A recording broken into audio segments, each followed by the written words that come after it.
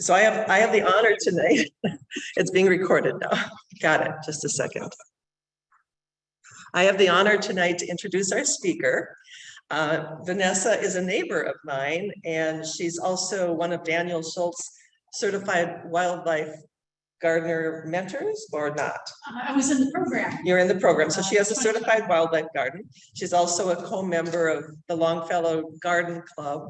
And I got to hear her presentation last week where she talked a lot about vegetables and saving seeds and why we do all kinds of things and how agriculture. And tonight she's going to focus more on the native plant component of collecting, processing, and storing seeds.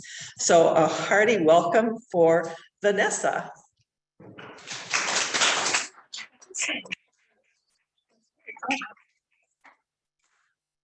Yes, and this is my challenge to keep my run time to 45 minutes instead of an hour and 20 minutes, which I did last time. So let me set myself up a little timer to try to keep on track. I cut a lot of my content.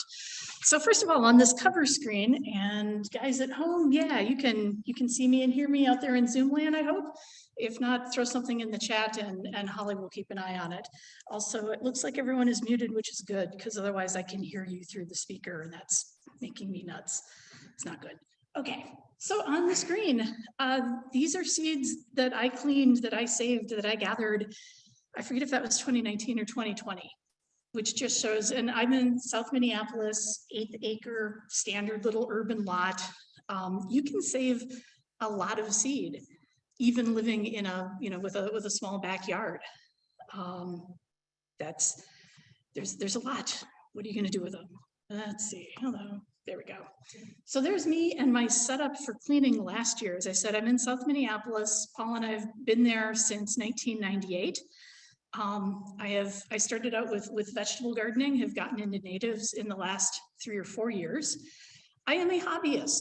I have learned a lot of things. I have done a lot of things. I am not a professional. So if I say something completely wrong or stupid, don't follow the bad advice.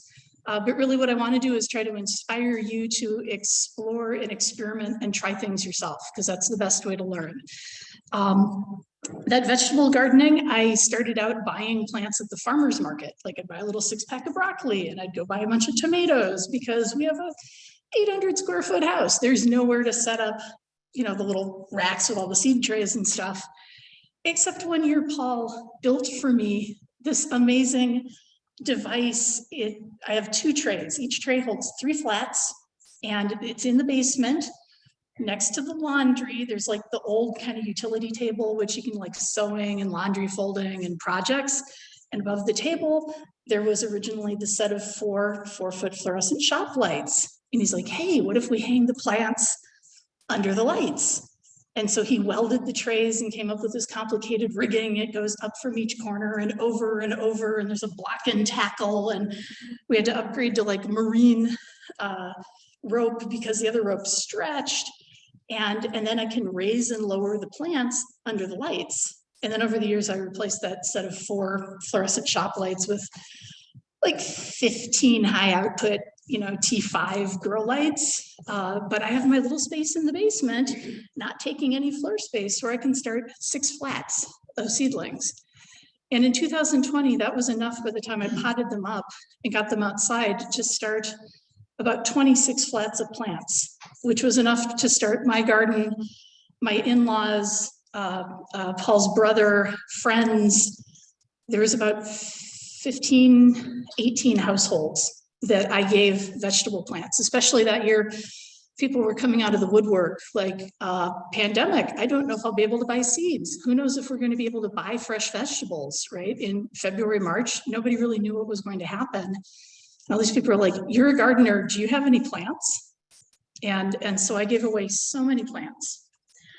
In spring of 2020, pandemic hobby, Paul built a vacuum seed cleaner for me because I had started gathering and collecting all these seeds. You can see it in the background. I use the laser pointer mode. Ooh, that's this fun thing back here, which Is a overkill fancy way of cleaning seeds. You totally don't need it. He likes to make things and I like cool toys. Not necessary. Most of the rest of that stuff on the table, a lot of it I've got up here. There's like jars and bowls like from the kitchen and sieves and paper bags and that's, you know, just a place to work and kind of play with the seeds.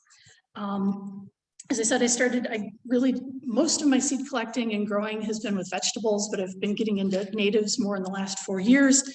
Last year, I was one of the projects that had the bee lawn. I just forgot the name of it. You know, the little thing, and Dan Schultz in our neighborhood did a national wildlife habitat certification, kind of stacking on top of the bee habitat grant. And so we put in a rain garden with natives. And I did the 3-day class at Seed Savers Exchange on seed saving several years ago. And I've done a bunch of online classes with Rocky Mountain Seed Alliance and Seed Savers Exchange. I love learning new things. So why even bother to save seeds? You can go to the store, right? You can buy them. People have been saving seeds as long as we've been people. Right, tens of thousands of years. Before 100 years ago, you couldn't even go buy seeds. Of course, you saved your own seed. That's where you got your seeds.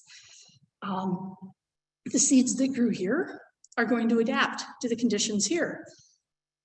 Is it really cold? Are the winters long? Do you have that like kind of warm spring and then that sneaky last frost? Ha ha!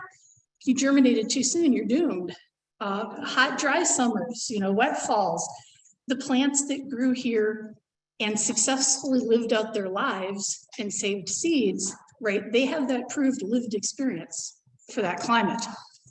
That's going to work better for you than seeds from some other place else that have, you know, different daylight, different amounts of water, different soil conditions. So it's probably going to be the healthiest, best adapted seed you can get if you're collecting it from where it is you're trying to grow. Some of these points kind of made more sense with vegetables, you know, culinary use. There's a lot of herbs and, you know, that are seeds. Dill, lovage, right? That's where you get your food, is by collecting the seeds and eating them. If you do microgreens and you're able to save seeds from broccoli or something, like the ones that are certified organic, that are clean for microgreens, are so much more expensive than the general ones. If you can save your own seed, you can grow those and be eating fresh greens all winter. There's, you know, reskilling, self-sufficiency. There's a lot of reasons, but I will go on to the meat of what we're doing. So here's the very, very simple plant biology piece. What is a seed? A seed is a plant in a box with its lunch. So the plant, that's the embryo and the cotyledons. And here's the little diagram of the bits of the seed, along with a bean that is one of my online classes we dissected. You soak the bean for a day and then you kind of carefully take it apart. You can see the pieces on a big seed like that. The endosperm is the lunch. And in a lot of grains that we eat, you know, corn and wheat and rye, that endosperm, that's that food source that we're all after from there. But that's also the thing that gives the plant its energy to get up and going until it's able to start photosynthesizing. And then the seed coat is the box. That's that little hard protective coat that's keeping the embryo in there alive until the conditions are right to germinate. So what are flowers? Flowers are the sex parts of plants that produce seeds. Now you can get into a lot of detail about perfect flowers and imperfect flowers, and some flowers have the pollen producing pieces and the pollen receiving pieces on the same flower. Sometimes it's different flowers on the same plant. Sometimes it's completely different plants. You have male trees and female trees. There's a lot of different strategies. We're not really worried about that. We're here to go outside, look at plants, look at the flowers, and go find their seeds. But where there's flowers, right, that's where you're going to find the seeds, because that's what the flowers do, is they make seeds. Now, if you're a vegetable gardener, you get really, really hung up about controlling pollination.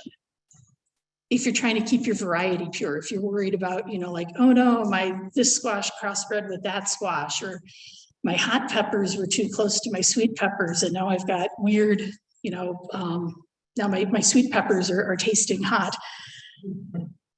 That's much more of a vegetable thing. A lot of these native plants are open pollinated, right? These are not the cultivars. These are not the things that we're breeding. They're the basic natural, here's the plant off doing its thing. We're not really worried about controlling its genetics. So mostly we don't have to worry about the plant biology. It's so much simpler. The other thing to think about is life cycles. There's annual and biennial plants. Those pretty much, once they produce their seeds, they're babies, right? That little embryo with its lunch in a box, they're done, and the plant's going to die once it successfully does that. Annuals will germinate, sprout, grow, flower, set seed, and die in 1 year. Biennials typically require a cold period to stimulate the development of the flower. So you're going to have first year of growth, plant overwinters, second year it flowers and sets seed, and then it dies. When you're collecting seeds for annuals and biennials, remember that the plant needs some of those seeds around to come back the next year. And so that's going to impact how many of them you could take, or just being, aware of the fact that, like, hey, some of those seeds the plant needs, because that's how you're going to get that thing coming back up again in that same location. If you collect all the seeds, you may not have that plant anymore. There could also be some in the ground that overwinter. You could have like a seed bank there, but don't wipe out all of the annual seeds. Perennial plants have a different strategy. They're usually much longer lifespan. The plant can flower many times. And so there you can be a little bit, you can go to town a little bit more on harvesting seeds from perennials. That's enough biology.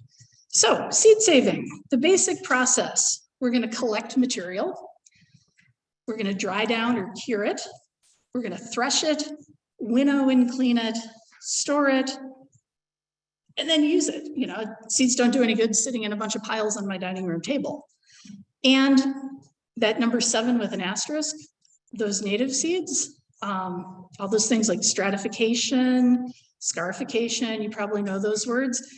That's because they're tricky buggers compared to the vegetables, which we've kind of tamed, right? The vegetable seeds we have worked with and selected for so long that if we say, hey, little seed, go, germinate now, it believes us. And the native ones, they're kind of wild. They haven't been broken. They're like, prove it to me. Prove it's not winter yet. So that makes them a little bit trickier. But that's not the collecting part. That's the germination and growing. So that's mostly a whole different lecture. Okay, collection. First thing, don't be a jerk. Don't steal seeds, right? There's a right and a wrong way to go about doing it. Is this public or private land? Get permission, right? State parks have the signs. Don't pick the wildflowers. Don't collect things. Maybe your neighbor across the street has got some really cool plants. It's not cool to just go over there and grab a bunch of seeds. Talk to them, ask them. Most gardeners are happy to share. Don't ever take more than about 20% of the seeds of a particular location where things are growing. You want there to be enough seeds for the plant to be able to continue to propagate itself. Also, a lot of these are food for birds and insects. So leave some there in the environment. Don't collect endangered or rare plants, right? Unless you're a university or you're with a group that knows what they're doing. Me as a hobbyist coming through going, like, oh, wow, I finally found the lady slipper or something. That's not a seed. I'm going to go dig it up. Not cool, illegal, not very ethical, right? If it's that endangered, it probably isn't me who needs to run around and do it. Let the people who are actually working on conservation deal with that. Stay on the path, don't compact the soil. You don't know what little sprouts are there that you might be stomping on. Only collect ripe seed pods. If something is completely unripe and it's not going to develop to seed, it's kind of a waste for you to get it. And so don't even bother. Just take the material that's going to actually work and turn into viable seeds for you. And if you know something is like a noxious weed, don't spread it. Don't say, good, I need to have that in my garden. Everyone needs Japanese knotweed. It's great. Don't be that guy. Personal safety. It's one thing if you're like out in your yard picking a couple of your seeds, but if you're going to go off on an outing someplace and really, be there for a while, I'm very pale. I sunburn in 10 minutes, right? Wear a hat, use sunscreen. long sleeves, closed-toed shoes, gloves. You may be on the path, you might be off the path. There might be poison ivy. There might be plants with giant thorns. There might be raspberries, wild parsnip, which this is the picture of. Its sap causes basically contact dermatitis, the phytodermatitis. You get the sap on you, and then you get sunburn much easier. And so that's a dangerous one. And so if you're out wandering around looking for plants and you're not really familiar with the location, just assume you're going to run into some unpleasant stuff and take care of yourself. So what do you need? You need, something. I'm going to gather flowers. What do I do? I tend to bring a lot of paper bags with me. Other people use jars or harvesting aprons. Plastic is okay temporarily, but you don't want to store things there. You want it to be breathable and good airflow. And by paper bags, lunch sacks are great. If it's a big plant or I've got a lot of it, paper grocery sacks, those kind of in-between sizes that you get from like a, Panera delivery or something. I tend to hoard all the paper sacks I get because that's a great thing to use to collect seeds. In fact, my tub back here has got a bunch of bags and bags of seeds. You might want a pruner or scissors for things that the stems are a little bit too tough to just kind of snap off barehanded. A camera is great for identifying things. Well, a camera gives you a date, a time, a picture of the plant, the location, where was I when I found that thing? Here's an example of a Virgensbauer clematis that I was collecting from a friend's yard. And I've got my little tag and I just took a picture of it right in front of the plant and the seeds. So later if I'm what are these things? It's oh, it's that plant. Or maybe I misidentified something. And if I have the picture of what I think it was and enough of the plant, somebody else could come by and say, that's not that thing, that's Japanese knotweed. Don't do that. And then some pens or pencils, some labels. I just use ripped up bits of paper or I'll write directly on my paper bag, whatever works for you. What you want to make a note of is the date, where you were, what's the plant, right? Common name, scientific name if you've got it. I'm still working on that myself. The number of plants that you collected from. Any other helpful notes, what color is the flower? If you're not sure, is it the pink one or the blue one, or I don't know. If you're collecting for yourself, the name isn't as important, but if you're out with a group that's doing, harvesting the material, or you're planning on sharing things with a seed library or somehow sharing with somebody else, identifying you were the person who collected it is handy. It's just tracking the source. So seeds, it's kind of hard to tell what your plant was when everything's all dried up and shriveled and brown. If you're looking for some things, maybe do some scouting in advance, right? A lot of things are much easier to identify if you can see the flowers, those beautiful purple echinacea. So maybe do some scouting in advance when things are still flowering and kind of make a note of where you want to go and what the flowers look like. That'll be an easy way to identify the plants. If you get there and a lot of the seeds are on the ground already, or particularly fruits are on the ground, try not to use those, collect from material on the plant, because the things that have hit the ground might have already started to mold or decay or had insects getting into it. And that's not going to be your high quality seed for storage. So how do you know when seeds are mature? Usually they're dry. They're dark colored, brown, tan, black, gray, white, yellow, green, not mature. There's the thumbnail test. If you take your little seed and you press your thumbnail in it and you can dent it at all, it's not ready. Right? The seed, when it's dry, it's that little hard box. I mean, think about the seeds you plant. You're not going to be able to squish them. Rule of thumb, it's about 4 to 6 weeks after the peak bloom of the flower is when you're going to have the seeds mature enough to harvest. That varies depending on the species. For trees and shrubs, that might be closer to 2 months. Every plant is different. You find out by doing it. And then you start to get an eye for it. On this particular plant, you can see that the ones up toward the top look like they're really broad, they're dry and brown. They might have actually started to lose some of their seeds. or is lower on the plant, it's still flowering or it's much earlier in the maturation process. If things are really ready to fall off the plant, sometimes for collecting them, you don't actually have to cut off the flower head. You can just sort of like take a bag and kind of bend the stems into it and kind of like shake them off into your bag and get the seeds and then just leave the plant there.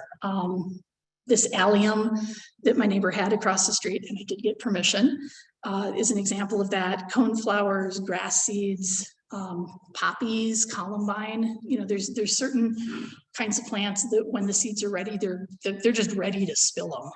And so if you want, you can just just collect the seeds and leave the dried flower bits. The oops I have here is by the time I came over to that allium, I was eyeing it and then I was out of town. All of the seeds had gone away already. I think I got like 5 or 6 seeds out of that. You can actually see on the pieces where it opened up that it's empty because there would be very visible black seeds on the plant otherwise. I already mentioned the matured seeds tend to be at the top. Another way to tell if it's ripe is if it separates easily from the plant. If you've got a big tug of war, if you're having to yank on it, it's probably not done yet. I mean, think about raspberries. You know, if you're picking raspberries and they separate easily, right? Those are ready. And the ones you're like, like that's not a ripe raspberry. Same idea, but with seeds. Is it ready to let go? Hot, dry weather can speed maturity. Cool, moist weather can slow it down. That's one reason to like keep track of the date that you harvested things. If you're going from year to year, you'll get a sense of, when to start harvesting things and get a sense of, is the weather speeding up or slowing down that process? And in this case, this was dill in my vegetable garden. And again, I've been out of town a lot this year. Yeah, that's going to be a problem because I've got dill seed all over the garden, which means I don't have to plant it next year. I never have to replant it, but I really want some space in my vegetable garden for me and not to have 100% dill.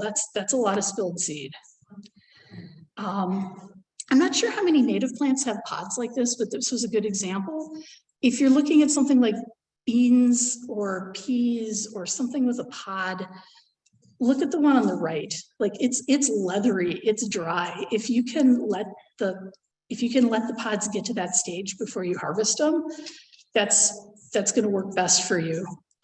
Maybe the stage before that, you can, like if you're at the end of the season, a frost is coming, you can get them and kind of collect them, the entire plant in a bag and let it dry down, and the seeds will mature some after it's off the plant. But the ones on the right, I'm sorry, on the left, the light green and the pale yellow, they're not there yet. I mean, the seeds are developing, but it's not high. They're not done.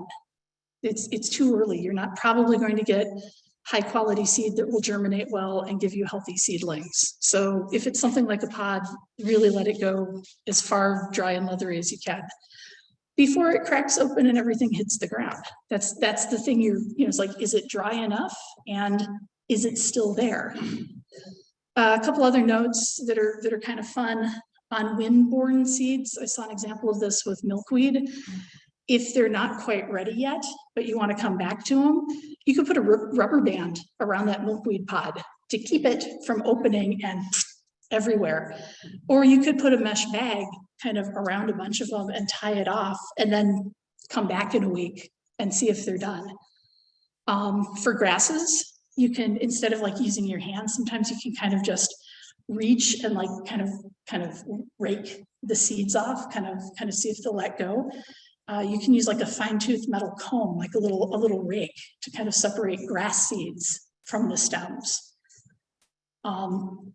If there's a whole bunch of that plant around, don't just stay here and only pick the seeds off of this one plant over here. You want genetic diversity. You don't want inbreeding on the plant. You want nice, high quality, varied genetics. So get some seed heads off of this plant over here and that one over there and that one over there and that one over there. And that's where noting on your collection records how many plants that you collected seed from can be useful. I got seed off of 1 plant, 10 plants, 50 plants. That just gives me a little clue as to, what kind of varied genetics and growing conditions are represented in those seeds.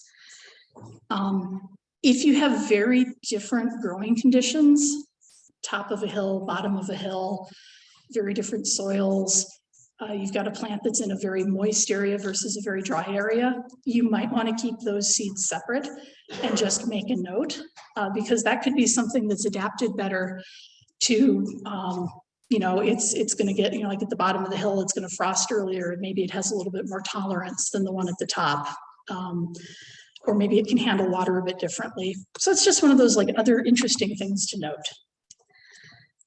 This is more of a vegetable thing, wet seeds, but there's some cases with natives where I think it applies, and it's a good thing to know about. So everything we talked about before, like little flowers, dry crunchy bits, those are dry seeds. And then there's wet seeds. So wet seeded crops have fleshy fruits with seeds inside. You've got to get the seeds out from the flesh. You can't just take a watermelon and put it in your basement and come back in March and say, yay, I'm ready to plant the seeds. You're going to have a disgusting, sloppy mess. So examples of this: tomatoes, peppers, eggplant, watermelon, cantaloupe, squash. For native plants, Jack in the Pulpit. I collected some from a friend and was like looking at the little red berries, and it's like, oh, look, there's the little white seeds inside of there. And really any kind of berry, you know, elderberry or something, like the seeds are stuck inside the fruit, and you got to get them out somehow. For a lot of things, it's okay to just kind of mush them around, get the seeds out, rinse them off really well and dry them. The classic example for wet seed fermentation is tomatoes. There, the tomato seed has got it, right? It's in that gel, right? All that gunk in the middle of the tomato. That gel, it's kind of like a native seed. It's a little bit of a germination inhibitor.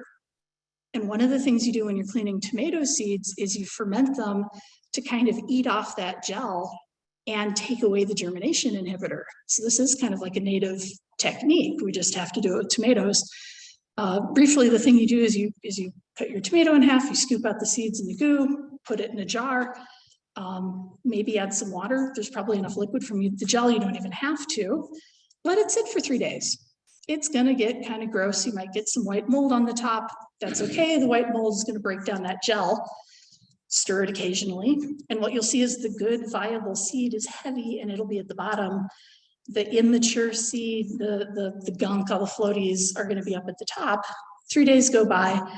Now what you're gonna do is just kind of pour off the gunk, stop before you lose your good seed at the bottom, add some fresh water, swirl it around, stir it up, try to knock the gunk off, pour it off again, do it enough times until you're pretty happy that the seeds at the bottom are pretty clean. And then you take them and you put them on a paper towel, paper plate, coffee filter or something to dry. There's an example of paper plate with some labeling. The bottom one is at Seed Savers Exchange, where they're using colanders and fans. You want some good airflow. You don't want to store those seeds until they are very thoroughly dry and you just had them soaking for 3 days. And make sure you label them, because seeds look really similar once they're off of the plant and the flower. So that brings us into drying down. So we've got our wet seeds that we cleaned and rinsed. We've got our dry seeds from flowers. Give them a few weeks to chill before you mess with them. This is drying down or curing. In the picture, that is peppers in our basement, in our little basement clothesline. Actually, right behind that, you can see all the little tubes, the fluorescent tubes from my grow system, which is right behind there. You want room for air circulation so that stuff doesn't mold. And sometimes the immature seeds will continue to ripen and cure on the stalk. And also this curing phase, they're drying, they're reducing moisture. It's just that kind of little stage of like, you know, sealing the little place where the seed was attached to the plant, you know, kind of healing that wound and getting it ready for long-term storage. Paper bags are great. I made a mistake one year. I collected all my seeds in the fall. I didn't clean them until the spring. I had them in the basement. And then I discovered that a big open tub filled with paper bags with seeds, food, and stems and leaves. It's like, this is mouse heaven. They've got food, they've got a place to hide, they've got bedding. We never had mouse problems before. I just invited them in. We had mouse problems after that. So I tend to let the picture on the right is a bunch of bags of seeds in our dining room. This time of year, I have a bunch of paper bags of seeds on the dining room table and in the living room where I can keep an eye on them. If any mice show up, I'm going to hear them. I'm going to see them. I'm going to tell that things were chewed on. I'm going to guard those bags. I'm not going to go put them someplace where I forget about them. These are other examples at Seed Savers of drying down on a bigger scale, mesh bags, open tubs. You just want good airflow. Keep them out of direct sunlight. You can burn them if they get too hot. And airflow is important. These were some hibiscus seeds that I got on a slightly wet day, and I stuffed in a sack very, very full, and then they molded. And that is horrible and disgusting. So don't overpack your bags, give them some airspace. Try to collect things on a dry day. If it just rained, that's not the day to collect seeds. You're just making it hard on yourself. And if you do open a bag and you find something like this, disinfect all your stuff before you go and get your next ones, right? You don't want all your other seeds rolling around in all those mold spores. So don't be me, that was bad. So then, okay, they've sat for a while. Now we're ready to clean our seeds. So what does this involve? There's kind of, I tend to do them all together back and forth. There's threshing, winnowing, and cleaning. So threshing is the part where you're breaking up the flour, you're crunching the seed pod, you're basically beating up the vegetation enough so that the seeds can separate from it. Now remember, the seed is alive, it's a living, breathing thing.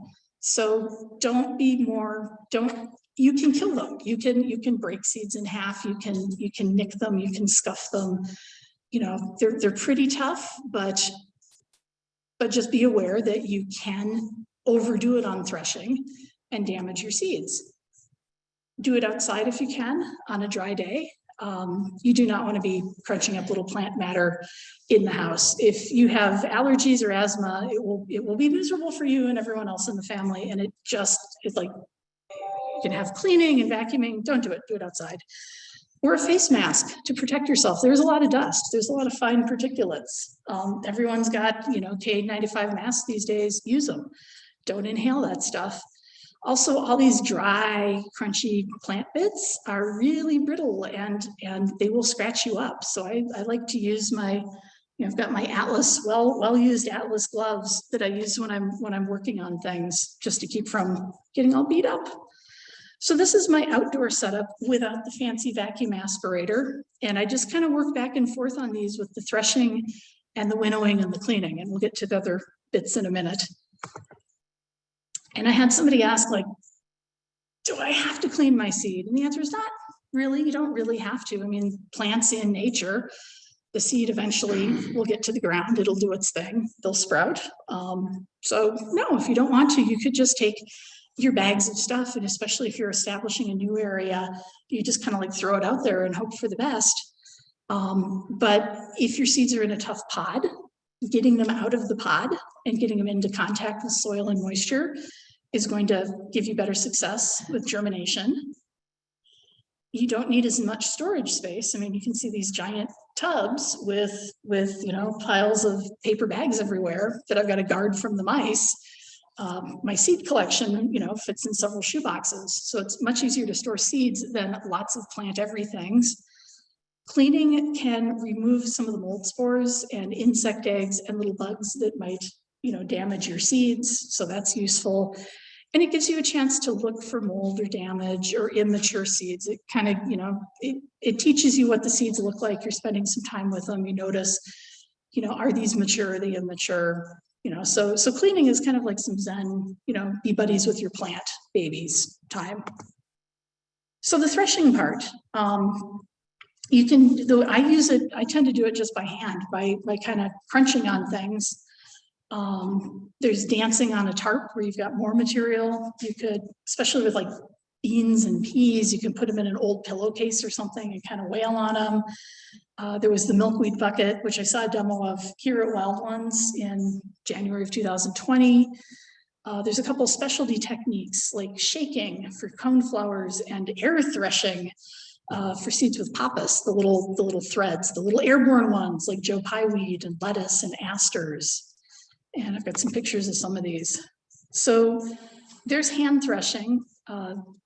This is going to be hard to collect from because it's a whole mix of things, but it's really kind of an example of different kinds of seeds and what they look like and how you go at it. It was a demo from Seed Savers.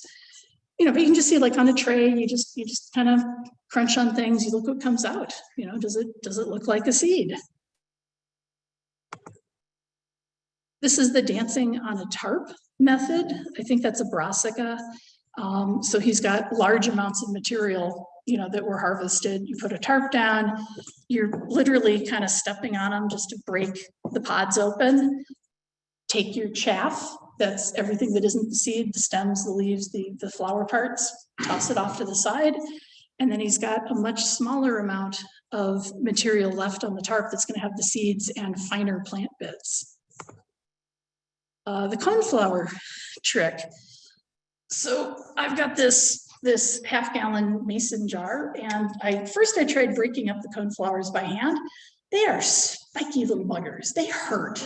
They actually put holes in my gloves. Ow, I had a really bad day.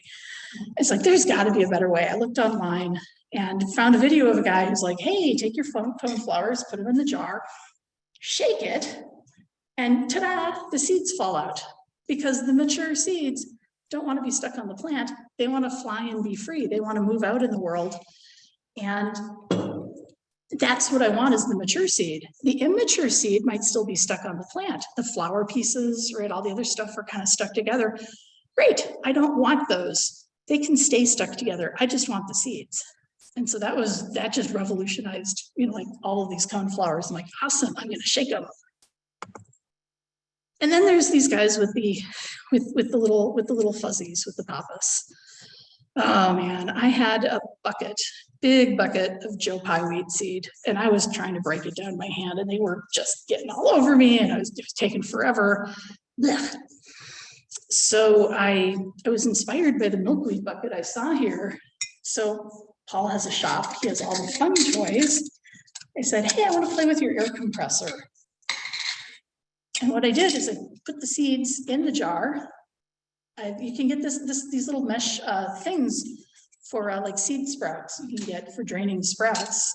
But the first year I just took one of my sieves and held it over there, and then used the trigger, the blower nozzle from the air compressor, and just and blasted it in there, and poof, things poofed everywhere. It was such a mess.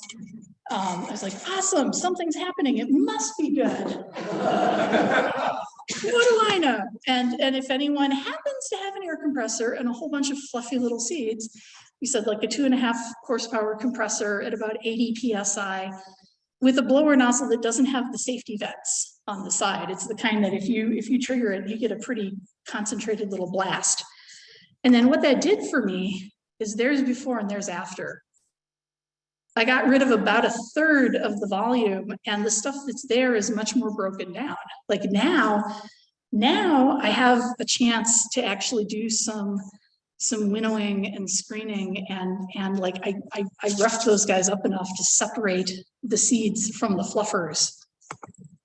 I did the same thing with some milkweed, and oh boy, did the little milkweed silks just turn into a busted up tangled mess in there. It's really fun. The first time I tried cleaning them in my fancy vacuum aspirator seed cleaner, I realized that without doing some kind of pre-processing, that was a no-no, because the front of it is plexiglass, so you get like a little bit of a static charge, and all those little lettuce seeds, you know, you like pour them in and they're like, and they just stuck to the plexiglass. They're like, now what do I do? Unscrew all the things and clean it and resolve not to do that again. Also, if you do have an air thresher, an air compressor, and you play with this, you know, be smart, right? Use safety goggles, use hearing protection, because you're going to be and a mask. You're going to blast a lot of plant parts around, and it is very loud.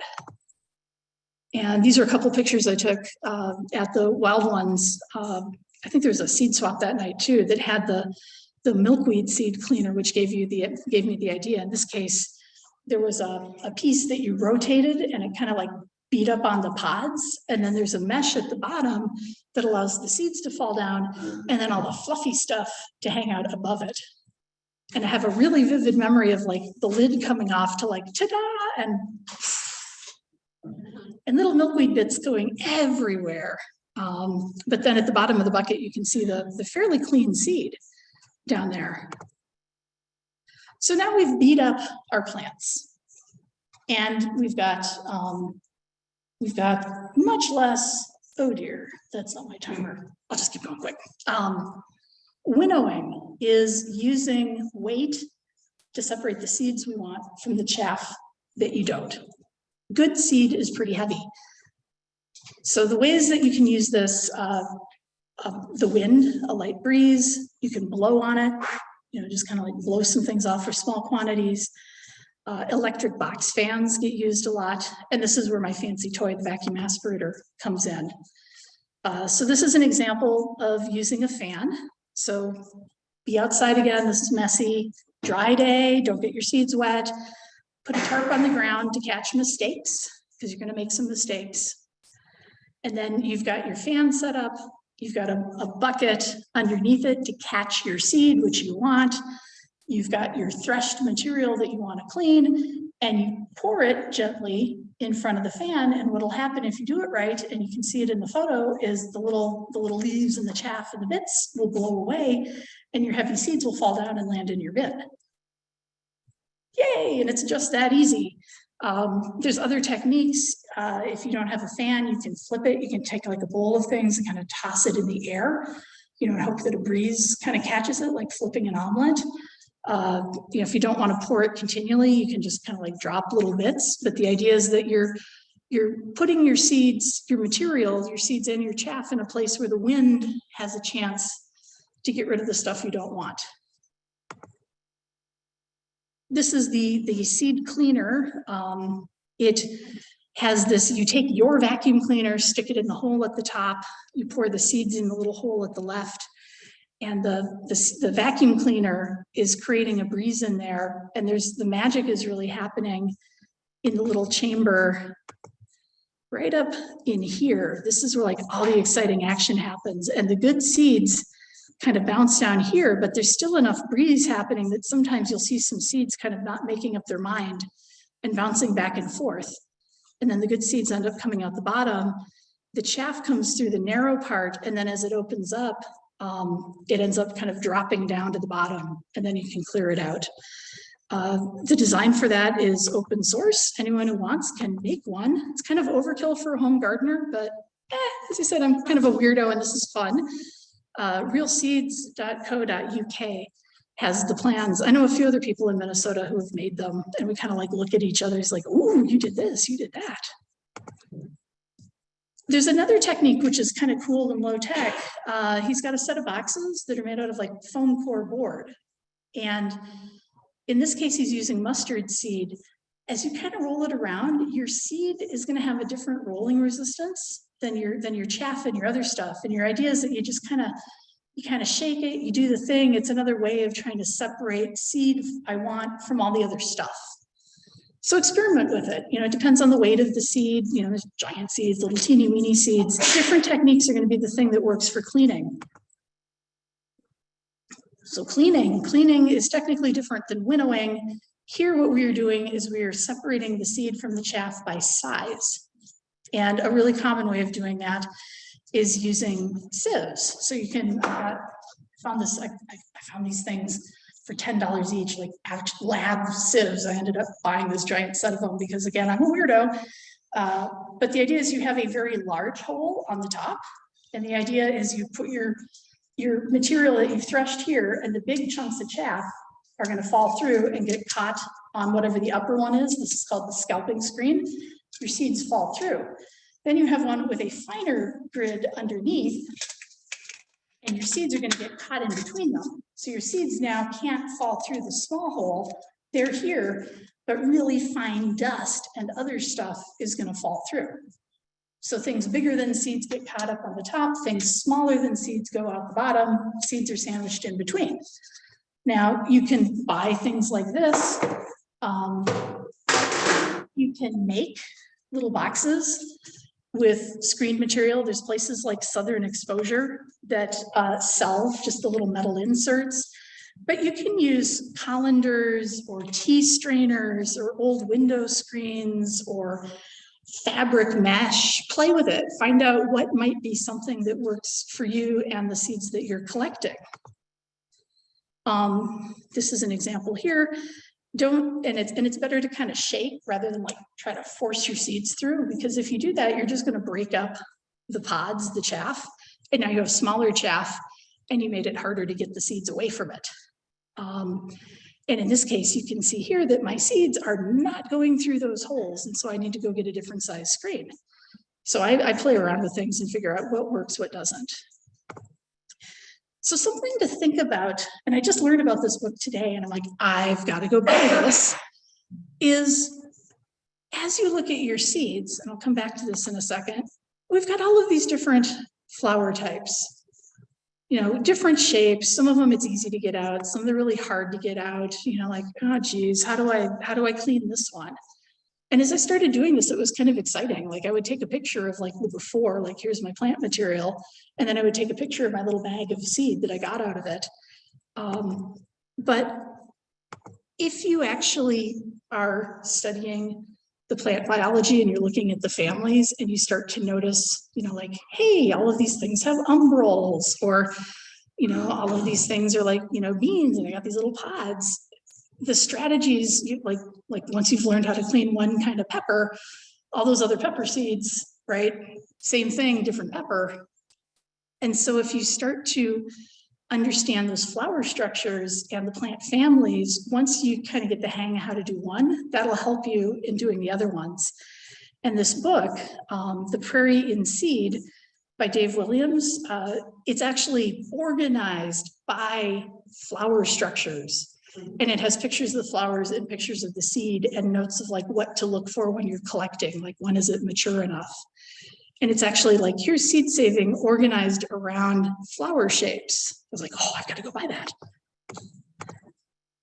Another thing you can do is, you know, like sometimes you crunch things up and you're looking at it and you're like, I don't even know what the seed's supposed to be, right? Especially a lot of natives have got like those teeny, weeny, tiny little dusty seeds. If it's one I'm not really familiar with, what am I doing? I look online. Prairie Moon Nursery has got amazing resources. They have pictures of the seed, right? Minnesota Wildflowers is another source that has really good documentation. And I will look at something that's like, okay, what am I supposed to be saving? What's the good part? What's the bad part? I can't tell. I will go look, and then I'll like, oh, those things, I want those things. Okay, now what do I have to do with my cleaning techniques so I'm getting more of those things? Cleaning up the leftovers. So you've been doing this, you've got this bucket of chaff, just something to think about. Do you want to toss that in your compost pile? I mean, there's nothing wrong with it. You're probably gonna have a lot of seeds in there, right? Just, do you want all that stuff you collected in your compost pile? Because where are you gonna put your compost? Do you want to put it in your municipal yard waste, if that's an option available to you? Are you okay with surprises popping up in your yard next year, right? So how many tarps you put down or how careful you are about cleanup could depend on how open you are to, whoopsie doodles, my backyard now has little tiny bok choys and loose leaf, like red speckled lettuces in the grass in the backyard. I think that's delightful. I like that better than grass. We actually made a salad out of weed lettuce, you know, like that was not in the garden, in the yard last year. And I'm like, this is awesome. So now we've got our seed cleaned, we want to store it. Cool, dark, dry. The seed is alive. Remember, little plant in a box with its lunch. Over 80 degrees, the lifespan of the seed starts to die off. Also, if you go hot, cold, that stresses it. That's using up energy for that seed. Your lifespan is going to dry off. A lot of people store things in the refrigerator. That's great if you keep in the refrigerator. If you take them in and out a lot, that's not so good because now you've got changing conditions. Once your seeds are completely dry, it's fine to store them in plastic bags or glass. Before that, we had the issues about maybe they're going to mold, but once they're dry, plastic's okay. But the goal in storing is to slow the metabolic process, to extend that lifespan of that living little seed. Protect them from mice, protect them from bugs. Remember, lots of things like to eat seeds. There's so much food resources there. And make sure you label them, right? You want to know what that was. You put all that work into cleaning them. What are they? Using and sharing. What do you do with your seeds? You can replant your own garden. You can give them to friends and family. You can go to local seed libraries, participate in seed swaps, especially for vegetables, maybe for natives. There's things like Seed Savers Exchange, which has listed members where you can say, hey, I'm growing this particular variety and other people can get it from you. You could start a seed company. I'm going to ignore the patent variety protection stuff. That's really more about horticulture, agriculture kinds of things. But there's intellectual property protection that you got to be aware of. It doesn't really apply to natives too much. Seed libraries, Nokomis and Hosmer in the Twin Cities have got seed library locations. White Bear Lake has got one. There's the Como Community Seed Library in St. Paul. Seed swaps were kind of on hold for the pandemic. I hope they come back again because that's a great place to talk to people and share seeds and knowledge. And then now we're down to that like natives, dormancy mechanisms. It's not really about the seed cleaning and saving. That stuff is the same, whether you're talking about tomatoes or beans or coneflowers. The dormancy mechanisms really kick in when you're trying to germinate and start your seeds, right? And so here's the part where these sneaky, wily little plants, it's like, I got my seed. If I took a bean right now that I harvested in my garden and I went out and planted it, it would start growing. Stupid little thing, it's not gonna make it. I had beans that we had a wet fall and I didn't get them in time and some of them were on the ground and I had all these little bean plants sprouting and it was November and it's like, oh, you poor deluded fools, right? Like you trusted me to take care of you and I didn't and now you're gonna die. Great. The native plants, right, they have all of these different mechanisms that are like, is it really, is it time? Is it time? Prove to me it's time. It hasn't, I wanna know that it's been cold for at least 90 days. Prove it. So to get into that, Prairie Moon has got fabulous resources on how to germinate native seeds. The Excel spreadsheet, their cultural guide has got a huge amount of information, even though they say they are not a definitive resource. So many people I know are kind of treating them that way. But all of those little things that you're doing, the stratifying and the scarification and there's like boiling water, are basically trying to mimic nature to get those conditions that the seed would have gotten if it had just fallen on the ground and hung out until it was the right time. There is a thing called germination testing. You can take your seeds, asterisk, already treated so that they are ready to go, right? Seeds that are like, have had that whatever torture process they needed, and now they're ready to go. And you can take a paper towel, put your little seeds on a grid, get a little spray bottle, get them moist, label it, put it in a Ziploc bag, put it in a warm spot, like on top of the fridge for 3 days. Different seeds have different numbers of days until germination. You kind of start looking at it, spray a little more water, and then you'll start to see if your seeds are germinating or not. And if you put in a known number of seeds, like 100, I put in 100 seeds, and at the end of 7 days, I have 87 little tiny plants growing, then I have an 87% germination rate. Or if I only did 10 seeds and 5 of them grew and 5 didn't, I have a 50% germination rate. And so that's a way of telling before you need to grow with them if your seeds are good. Again, this is harder for natives because of all of those dormancy mechanisms. And so I think the germination test only applies once you've done all your tricks. Oh, look, I'm at the end. So learning more, you want to learn more. Wild Ones is a great place, of course. Also the Xerxes Society, the Minnesota Seed Project, which is a program of the Minnesota State Horticultural Society, has been doing in-person training classes. And they have one coming up this Saturday at Gibbs Farm, where you come out and they'll come around to the plants and show you, is it ready to go or not, and tell you about like no more than 20%. And I've got the website for those guys there. The University of Minnesota Extension, Seed Savers, Rocky Mountain are good, and some books. I don't know as much about natives as I said, but this Prairie and Seed I'm going to go get because I really love the way it's talking about the structure, informing how you clean things. The one in the middle, collecting and using your own wildflower seed, is like a 12-page PDF from the Xerxes Society, which is really got all the basics right there. And then in general, the seed garden from Seed Savers Exchange, it's focused on vegetables, but it's gorgeous, and it really tells you everything you need to know about seed cleaning and growing and planning for with just a slightly different crop. It's a beautiful book, and I think that's it. I hope I didn't go too bad, too long.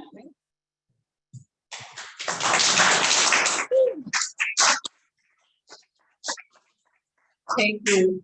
Thank you so much, Vanessa. At this point, first of all, I hope everybody at home or online has been enjoying the presentation. Vicki has been monitoring it.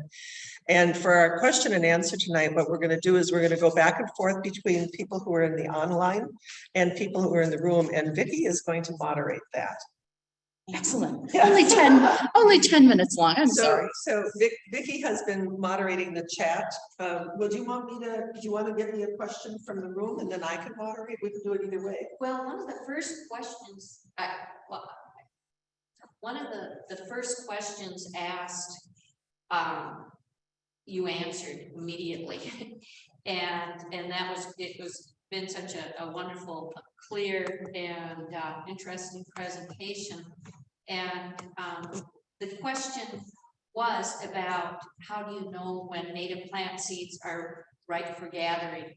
And you gave such a clear description. And I did ask the person who posed that question if her question was answered, and yes, it was. There was a response to your question about whether there were native plants that were like beans and other vegetables with pods, and so there was an active conversation with people talking about what type of native plants have pods. So there was a nice back and forth there. There's like Baptisia, and there's a number of legumes and wild lupin, rose aronia, and comments on both of the books of suggestions with the Seed Keeper and Prairie and Seed. You were answering so many people's questions right along that I think that there isn't any new, I don't see any new questions right now. Okay, maybe I'll throw this out to the people watching at home. If you know of any books for seed saving on native plants to recommend, toss that in the chat because I would like to know about them, because that's kind of a new place for me. So do we have some questions in the room here? Wow, did you answer all the questions? If you want to talk that much, then I will say everything eventually. Well, I'm going to ask the question I asked you the other day, and I have Baptisia esperalis, which is the wealth of indigo, and there's something called the indigo weevil. And so when you go to collect the seeds, the first time there are two times that I collected seeds that I had surprises. One of them was the Baptisia, where I went in and I put it in a box and I put it on the back porch and I opened it up and I found weevils all over it eating all the seeds. I didn't know about that. So that's one question, how to address that the second time. And this was something where I actually brought this to a wildlands meeting one time for our seed exchange, which maybe we'll do that in November or January. I'm going to talk about that. I had collected seeds from Canada milkfish, and I had the box outside where it was cold naturally, and I brought them inside for a few days. When I opened it up, I found a live, living larva inside. The temperature warmed, and I learned that the larva inside was from a western blue butterfly.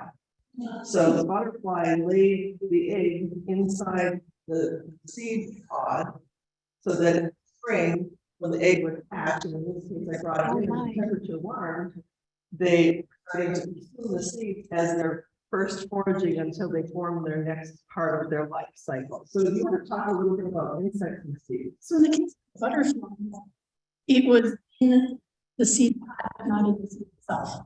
Right, but they were consuming the seeds. And you had to clean the seeds. No. So that's one of those examples of like why we're cleaning the seeds is in that case you probably would have blown or something out the butterfly eggs. Right. Because that wasn't part of the seed club. So that's one of the reasons you clean seed is to get eggs that would otherwise come away. Also, that's never a bad idea to take a look at your seed and kind of see like, hey, is there something going on there? The one with, I had a neighbor who gave me some seed, and that's one. I mean, there's things you can do right after you clean them and put them in the freezer for like 3 days to try to kill anything that's in there. Now, you've got problems when you're freezing your seed, you have a risk of damaging it. I mean, commercially, seed is at very cold temperatures. They're also really keeping track of the kind of conditions on it more than our refrigerator freezer they will do. But sometimes they also say, you know, if you're all worried about bugs getting there, you can go before the bugs have a chance to hatch and go eat all your seeds. Another thing you try to do is observe the life cycle, right? When was it like, so during that period of the seeds are mature enough to harvest through, oops, they're falling off the plant already. The longer you wait, probably the higher odds that some bugs have gotten in there and had done some nasties. And so maybe if you were harvesting your seeds kind of right at that beginning of the viability window, you might get in there ahead of the bugs. It might be a case of you need to put some netting up or screen things around your plants as they're developing to try to keep the bugs laying the eggs out in the first place. I'm told that the sound is breaking up. Uh-oh. People at home, I'm not sure why. Let me try, because I was probably standing further away from the computer and its mic. Is it doing better now? Okay, sorry guys. Any other questions from the floor? You know, you did an amazing job, Vanessa. I'm just like, I mean, I want to go home and I want to collect seeds. Yes, this is a great time of year so to that I can put them in the bag so that, you know, I can forget what they are because I'm not very good at doing those labels. I know, I've done that many times. I have bags of seeds that I forgot to label. Well, context, it's not the end of the world. What are you doing with your seed? Well, it's just kind of scattered around because I'm not organized. So you're planting it yourself. I don't know. You're not trying to sell it. All right, if you were trying to sell it to me, yeah, I would not be really happy about like mystery seed, right? If you're bringing it to a seed swap or to a seed library, they probably want to know what it is, but maybe they don't. Let me do a very quick tale. I was at a seed swap. Somebody came in with a jar. They had jars of like tomato seed, pepper seed, beans, and they were distraught. They had just broken up with their partner, and their partner, as like a parting evil shot, opened all of their packets of tomato seeds and poured them in a jar together. Like, here's your 30 tomato seed packets in a jar. Yeah, wow. And so everyone at the seed swap is like, what variety is it? It's like, it's all of my tomatoes that got put into a jar by a person who decided they hated me. What do you do? Well, in this case, there was a program that was working with kids, right? Teaching them about seeds. And it's like, hey, wait a second. I think I know someone who could use these because little kids, right? They open the jar and they play with them and they're going to drop some. And you know what? It's still an example of what tomato seeds look like. Or if you're doing crop art or some other source, right? Like maybe you can find another use for them. Maybe you're just planting them in your yard and you'll see what grows. But if you're going to sell them, you got problems. Label. Okay, and so that does bring us to the end of our presentation this evening.